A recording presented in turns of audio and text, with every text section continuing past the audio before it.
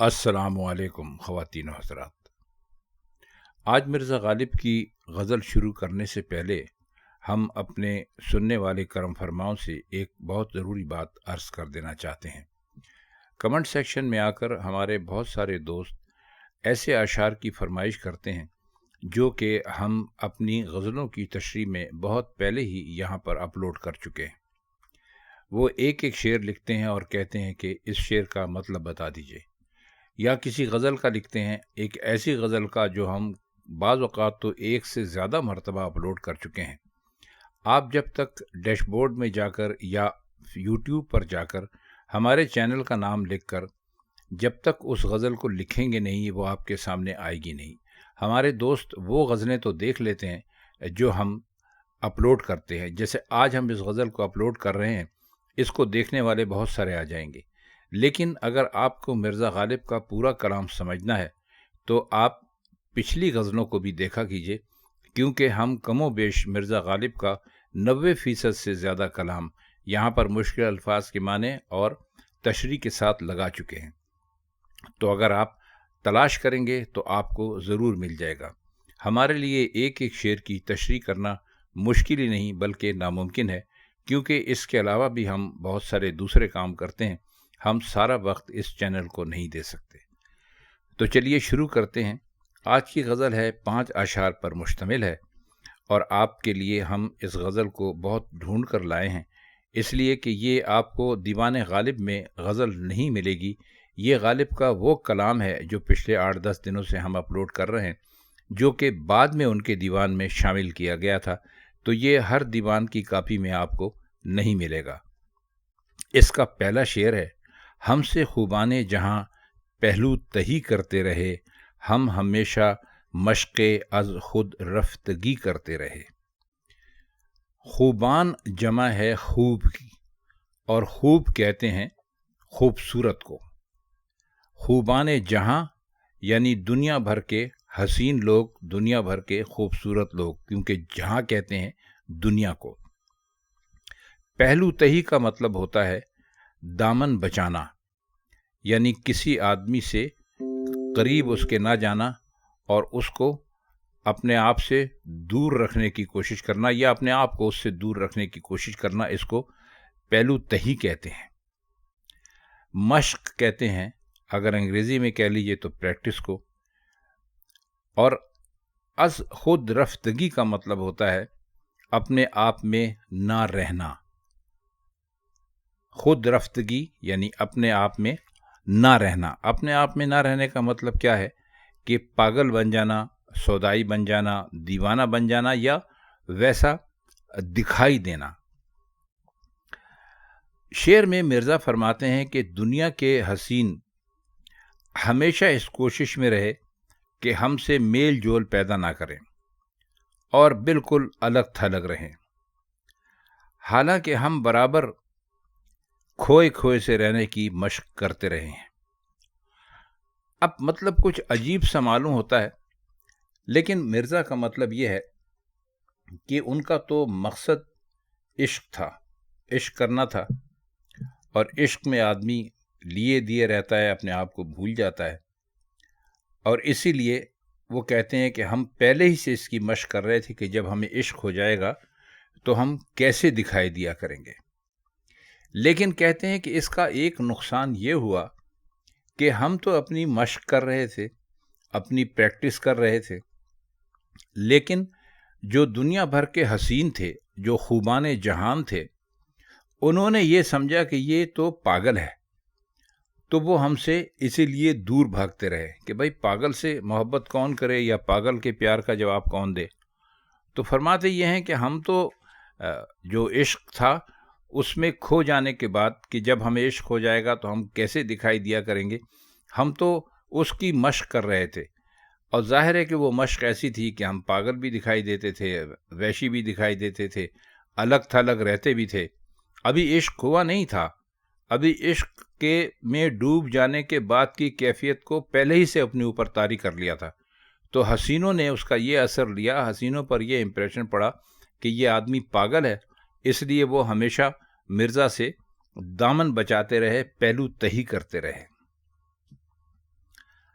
اس کا شعر نمبر 2 ہے: کثرت آرائی خیال ماں سوا کی وہم تھی، مرگ پر غافل گمانے زندگی کرتے رہے۔ اب ذرا اس شعر کا مطلب غور سے سنیے گا، کیونکہ اس شعر کے اندر ایک فلسفہ چھپا ہوا ہے جس کا ذکر آگے چل کر ہم آپ سے کریں گے۔ خیال ماں سوا کا مطلب ہوتا ہے ایک ہستی کے علاوہ کسی اور کا خیال آنا، اور کثرت آرائی کا مطلب ہے بہت زیادہ۔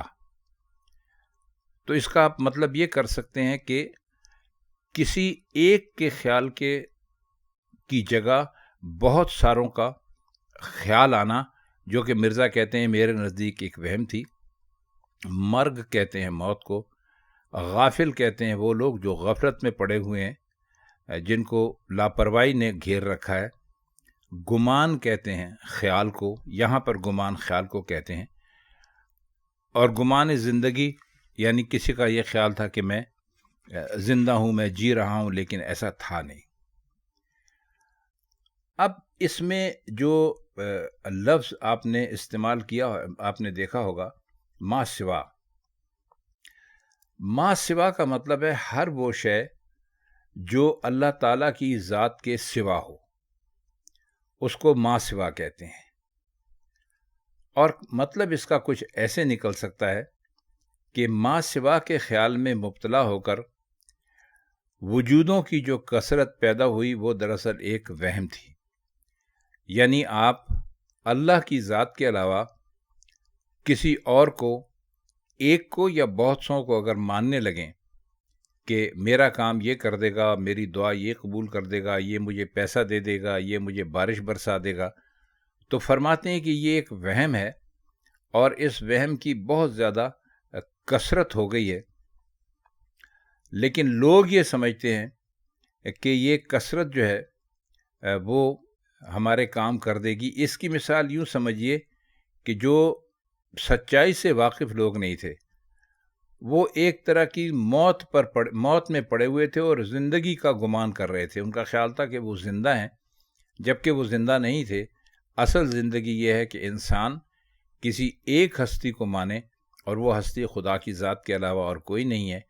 اور اس قسم کی جو وہم اس کو آتے ہیں کہ خدا کے علاوہ کوئی اور بھی کارساز ہے، چارہ ساز ہے، اس کے کام بنانے والا ہے، تو یہ غلط ہے۔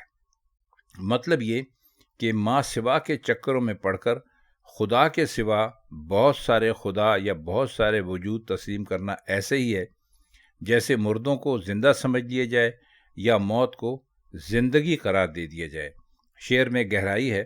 آپ ان مشکل الفاظ کی روشنی میں اور جو کچھ ٹوٹا پھوٹا ہم نے عرض کیا ہے اس کو سامنے رکھ کر اس شعر کو جب 2-4 مرتبہ پڑھیں گے تو انشاءاللہ یہ آپ کے لیے بہت ہی آسان ہو جائے گا۔ اس کا شعر نمبر 3 ہے: داغ ہائے دل چراغ خانہ تاریک تھے، تا مغا کے قبر پیدا روشنی کرتے رہے۔ داغ ہائے جمع ہے داغ کی، یعنی ایک ہوگا تو داغ ہوگا، اور اگر زیادہ ہوں گے تو داغ ہائے کہیں گے۔ جیسے ایک ہوگا گل پھول کو کہتے ہیں، ایک ہوگا تو آپ کہہ سکتے ہیں گل، اور ایک سے زیادہ ہوں گے تو آپ کہیں گے گل ہائے۔ خانہ کہتے ہیں گھر کو، تاریک کہتے ہیں اندھیرے کو، اور چراغ آپ سب جانتے ہیں کہ کس کو کہتے ہیں۔ مغاک کہتے ہیں گڑھے کو یا کھڈے کو۔ مغاک قبر یعنی قبر کا گڑھا، تو آپ مراد قبر ہی لے لیجئے اس سے۔ تو فرماتے یہ ہیں کہ دل میں عشق کے جو داغ تھے وہ اصل میں میرے اندھیرے گھر کے چراغ تھے، اور قبر کے گڑھے تک ان سے میرا سینہ روشن رہا۔ آئیے شعر کو مزید سمجھنے کی کوشش کرتے ہیں۔ آپ اس عشق کو وہ عشق نہ لیجئے جو ایک مرد کو ایک عورت سے یا ایک عورت کو ایک مرد سے ہو جاتا ہے۔ یہاں پر بات ہو رہی ہے عشق حقیقی کی، اور اس میں جو داغ لگے تھے، اب وہ داغ کس قسم کے تھے؟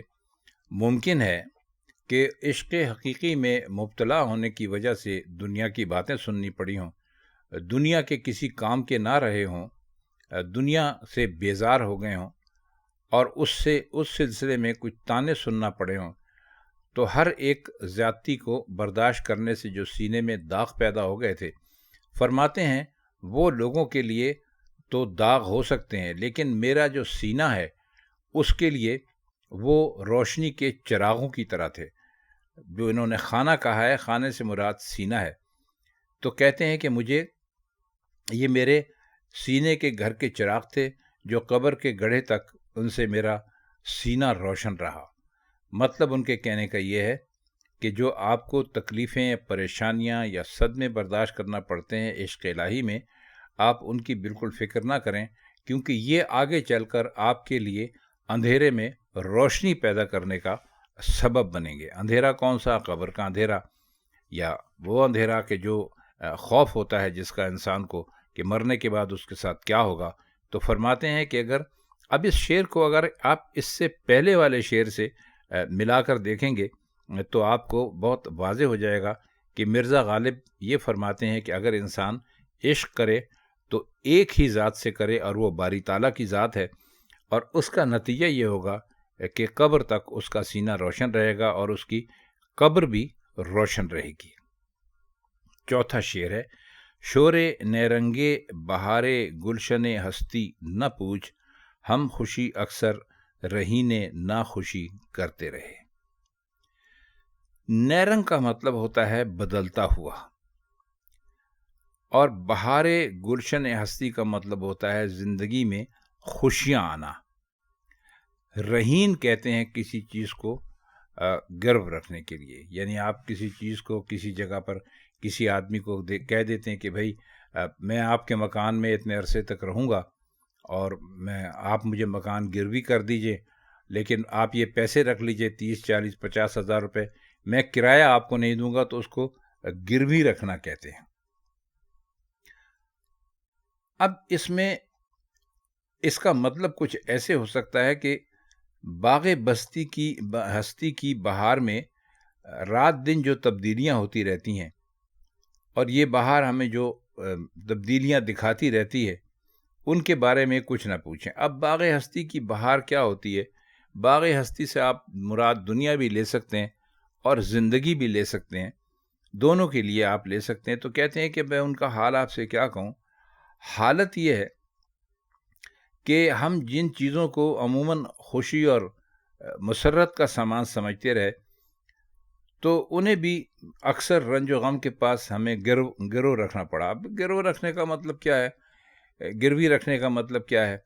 اس کا مطلب یہ ہے کہ خوشیاں زندگی میں جب بھی آتی تھیں تو ان سے کہیں زیادہ غم آ جایا کرتے تھے۔ تو یہ ایسے ہی ہے کہ جیسے آپ کسی کے پاس کوئی گھر یا مکان یا دکان رکھ دیں اور اس سے تھوڑے سے پیسے لے لیں، تو وہ تھوڑے سے پیسے جو ہیں وہ کہتے ہیں کہ آپ ان کو خوشیاں سمجھ دیجئے، لیکن جو چیز ہم اپنی گروی رکھوایا کرتے تھے وہ غم ہوتے تھے اور وہ بہت زیادہ ہوتے تھے۔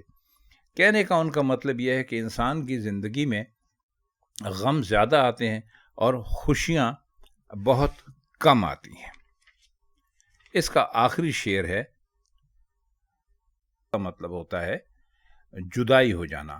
ہم رہاں جمع ہے ہم راہی کی، یعنی جو ساتھ میں چلنے والے لوگ ہوں ان کو ہم رہاں کہتے ہیں۔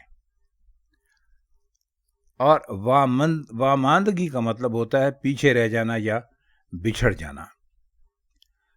تو اپنے سفر کے ساتھیوں کی جدائی کے دکھ اس کو مخاطب کر رہے ہیں کہ جو دنیا سے چلے گئے یا جو ہماری زندگی سے نکل گئے، تو اس دکھ سے مخاطب ہو کے کہتے ہیں کہ بھئی تو کب تک ہمارے دل پر پتھر بن کر بیٹھا رہے گا؟